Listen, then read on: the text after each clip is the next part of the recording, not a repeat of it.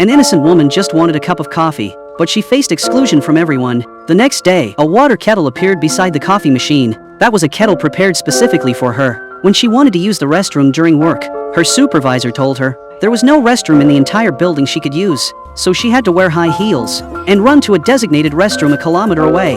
After taking care of her personal needs, she had to immediately run back to her workstation, but no matter how fast she ran, each restroom trip took half an hour. For this reason, Catherine had to put in even more effort to earn the treatment and respect she deserved. In an aerospace company full of white people, she handed her supervisor the data she had calculated working overtime all night. The supervisor didn't even look at it and threw it directly into the trash. Because aerospace data changes constantly, once delayed, previous data becomes worthless. The next day, a colleague asked Catherine to calculate a document, but the key content was deliberately blacked out. They said it was classified information, but in reality, this was only classified from her. She examined the document from left to right. Finally, under the light, she could make out the blacked out text. She quickly wrote the formula on the blackboard, just as she calculated the result. She suddenly needed the restroom again, so she had to run again to the black employee's area a kilometer away. Meanwhile, her calculation data was discovered by colleagues. Everyone found it incredible. This data caught the attention of senior management.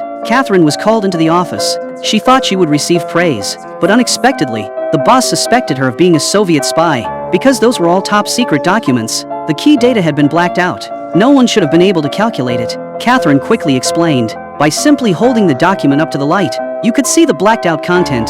The boss tried her method, and indeed it was exactly as she said.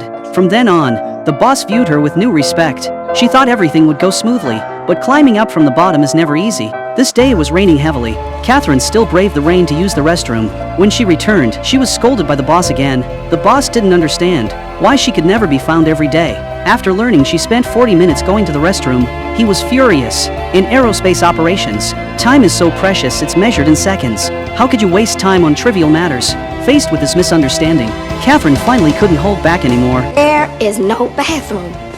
There are no colored bathrooms in this building, or any building outside the West Campus, which is half a mile away. Did you know that? I have to walk to Timbuktu just to relieve myself. And I can't use one of the handy bikes. Picture that, Mr. Harrison. My uniform, skirt below my knees, my heels, and a simple string of pearls. Well, I don't own pearls. Lord knows you don't pay colors enough to afford pearls. And I work like a dog, day and night, living off of coffee from a pot none of you want to touch! After speaking, she left angrily. The boss remained silent for a long time. No one expected. The next day he made a decision that shocked everyone.